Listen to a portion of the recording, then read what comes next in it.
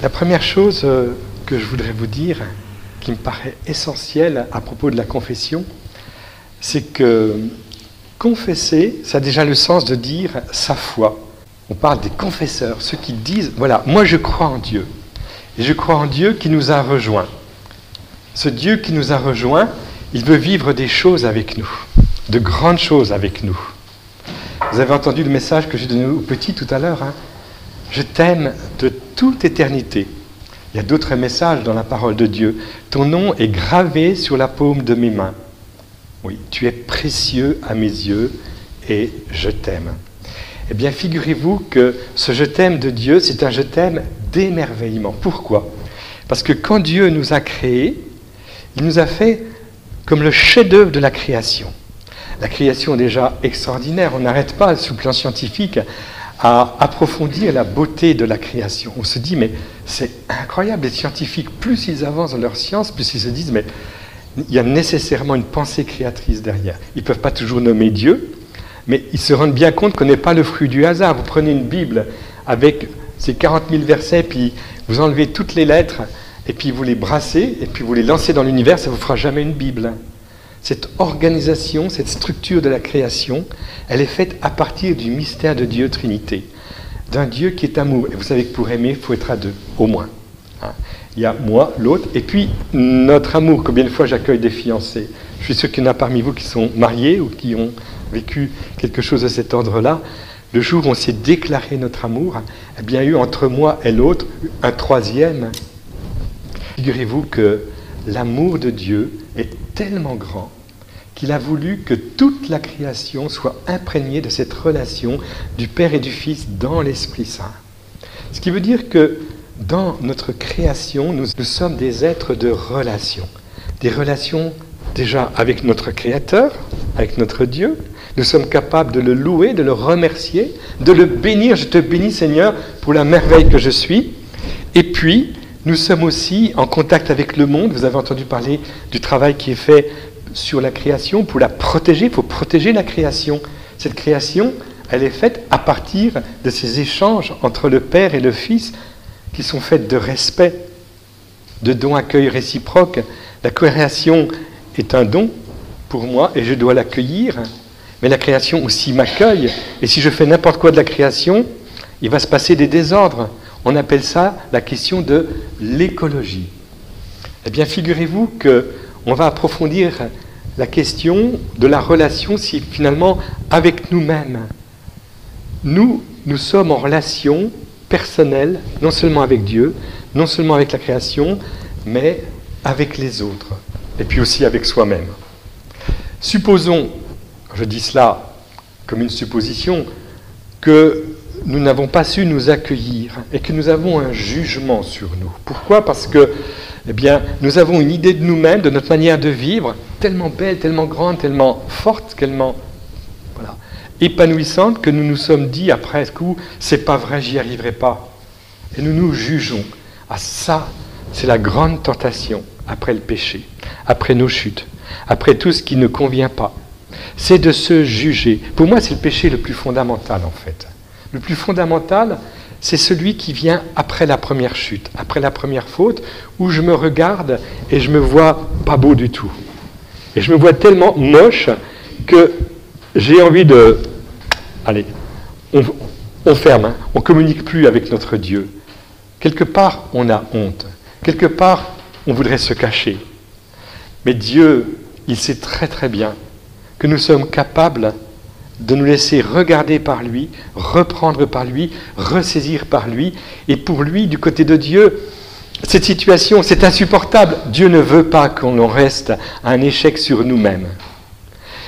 Il veut que nous découvrions que le regard qu'il a posé sur nous va bien au-delà de notre apprentissage à aimer et à se laisser aimer.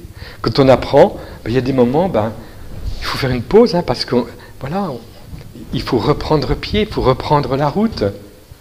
Et Dieu va se dire, mais comment je vais faire pour qu'ils sachent, qu'ils comprennent qu'en les créant, je les ai créés pour un bonheur éternel avec moi, et que ce bonheur, ils vont y contribuer par leur capacité de me répondre, de répondre à mes exigences, de faire alliance avec moi, c'est le sens de l'alliance. Et si jamais ils n'y arrivent pas, eh bien moi, j'arriverai avec eux à quelque chose de plus grand, parce que c'est moi qui suis l'acteur principal dans leur cœur. Il faut qu'ils se laissent guider par mon esprit. Alors, on arrive petit à petit vers le thème du pardon, de la confession. Dieu qui nous a créés, dès le départ, a vu que la relation était faussée avec lui, il veut la reprendre en main. Quand est-ce que la création a été faussée avec Dieu? Quand est-ce que la relation a été faussée avec Dieu? Quand Adam et Ève ont désobéi. Vous vous souvenez de l'histoire dans la Genèse? Dieu avait confié toute la création, et puis les arbres du jardin, puis il y en avait un qui était réservé. Et Dieu se mettait en dépendance de l'homme. Il lui dit, tu ne mangeras pas du fruit de cet arbre. En quelque sorte, Dieu se met en dépendance du consentement à recevoir ce fruit en temps voulu, de telle sorte que entre moi et Dieu, il y a une sorte d'égalité qui s'est établie. Je suis capable de dire oui à Dieu et de dire non à Dieu. Si je suis capable de dire oui à Dieu, alors j'entre dans une réciprocité où je peux m'offrir à Dieu et obéir à son commandement. C'est une sorte, on va dire, d'initiation progressive pour que l'homme vive avec Dieu une relation de confiance, d'abandon, pour recevoir en temps voulu le fruit. Et vous connaissez la suite, on va mettre la main sur le fruit à cause du serpent qui a tenté Ève. Et puis, du coup, qu'est-ce qui s'est passé? Eh bien, en mangeant le fruit, c'est-à-dire en rentrant dans une relation faussée avec Dieu, puisqu'on met la main sur Dieu, sur son don, on n'est plus ajusté. Et du coup, on a honte, on a raté quelque chose dans notre relation. Et qu'est-ce qui se passe à ce moment-là? Il y a cette réaction intérieure que nous avons tous, que moi, le premier, j'ai, qui est de dire, oh aïe, c'est trop grand, c'est trop beau pour moi, c'est bon pour les autres, c'est pas bon pour moi, moi je vais me cacher. On va pas trop m'en demander. Alors à ce moment-là, on essaye de baisser, si je puis dire, de la barre est trop haute, et on se dit, bon ben, je vais pas trop prier, je vais pas trop me mettre sous le regard de Dieu, parce que c'est très gênant ce qui s'est passé. J'ai pas été fidèle au Seigneur. C'est exactement ce que voulait l'adversaire. Fausser ma relation avec Dieu parce que je n'ai pas été capable de lui obéir comme moi j'aurais voulu lui obéir. Dieu nous invite à une obéissance qui ne soit pas une obéissance de commandant à commander, mais qui soit une obéissance d'amour d'un enfant vis-à-vis de son père, qui fait confiance à son père, et son père, en lui demandant certaines règles, va le faire grandir. Et nous n'avons pas compris que Dieu veut nous faire grandir. Alors du coup, on se plante. Mais ça, c'est pas très grave en soi. On peut toujours se planter. Ce qui est gênant, c'est quand on refuse de renouer le contact avec Dieu, et ça, c'est le péché le plus caché de l'adversaire, le plus grave finalement. J'appelle ça le contre-accident. Quand j'étais infirmier, avant d'être prêtre, j'étais infirmier, il y avait des accidents de la route. Alors les gens ralentissaient, et par curiosité, ils voulaient voir ce qui s'était passé. Et du coup, ceux qui arrivaient derrière, ils n'étaient pas préparés, ils ne voyaient pas l'accident, ils voyaient la voiture devant eux qui subitement ralentit, puis paf! Alors là, c'est un accident plus grave que le premier, souvent. Eh bien, c'est une image que je vous donne. Le contre-accident, il est là. Notre incapacité de dire « Seigneur, prends pitié de moi qui suis un pauvre pécheur ». Incapable de dire ça. Et la grande restauration du Seigneur, ça va de mettre en nous le désir de pouvoir compter sur son pardon. Il va nous envoyer son Fils va mourir sur la croix, va donner sa vie pour nous, afin de nous permettre d'avoir avec lui un nouveau départ. Et ce nouveau départ, il est toujours là définitivement parce que le Christ est ressuscité d'entre les morts. Il a vaincu la mort, on dit dans la liturgie. Et même dans la liturgie pascale, on nous dit quelque chose d'étonnant. Heureuse faute on parle de la faute d'Adam et Ève, dont je vous ai parlé, qui nous vaut un tel Rédempteur. Je ne sais pas si vous vous souvenez, quand vous étiez petit, vous êtes arrivé des fois d'être tombé, et puis votre maman, elle vous prend dans ses bras, et puis allez, elle vous serre plus fort sur son cœur. Allez, viens mon petit, que je te cajole. Puis on en profite un petit peu, on pleure un peu plus que prévu, pour que la maman nous cajole un peu plus. Vous n'avez pas ces petits souvenirs-là? Ou des fois avec vos propres enfants ou petits-enfants? Eh bien, avec le bon Dieu, il y a quelque chose de cet ordre-là.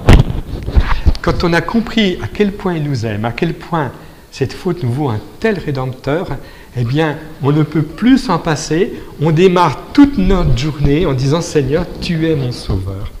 Je suis un pauvre pécheur. Seigneur, donne-moi toujours l'absolution, à savoir, prends-moi toujours dans tes bras, monte-moi sur toi, serre-moi sur ton cœur. Seigneur, donne-moi toujours l'absolution. Seigneur, prends pitié de moi qui suis un pauvre pécheur. » Là, ça y est, la relation à Dieu est rétablie. Tous les jours, pouvoir commencer sa journée en donnant à Dieu la joie d'être notre sauveur. Alors là, on rattrape toute l'histoire de l'humanité depuis le départ. Ça, c'est le grand secret du bonheur avec le Seigneur. Parce que j'ai beau arriver avec mes lacunes, avec mes faiblesses, mes fragilités, mes ornières, le bon Dieu, lui, il ne se fatiguera jamais de nous pécher, de nous pardonner. Sainte Thérèse d'Avila, elle disait, on se fatiguera plus de pécher que lui de nous pardonner. Et pourquoi? Parce que je suis un aventurier d'éternité, je suis fait pour vivre dans la gloire de Dieu, pour être au cœur des échanges du Père et du Fils éternel dans la Trinité Sainte. Et ça, c'est mon avenir, je suis fait pour cela. Dieu veut que je sois avec lui dans le Fils, uni à Jésus, pour recevoir sa vie et puis me donner avec Jésus éternellement dans un bonheur sans fin. Donc c'est le but de ma vie finalement, c'est d'utiliser toute mon existence pour pouvoir vivre dans cette grâce de Dieu, j'y viendrai cet après-midi, c'est-à-dire une participation à la vie même de Dieu qui est en moi. Ça, c'est énorme, énorme, énorme. Alors Seigneur, fais que, je meurs en état de grâce, c'est-à-dire en état d'amour. Mon objectif de ce jour, c'est de contribuer, perle après perle, jour après jour, mois après mois, année après année, de développer en moi ce talent, cette grâce, ce germe de vie qui va s'accroître en moi, qui va me donner ma taille adulte pour l'éternité.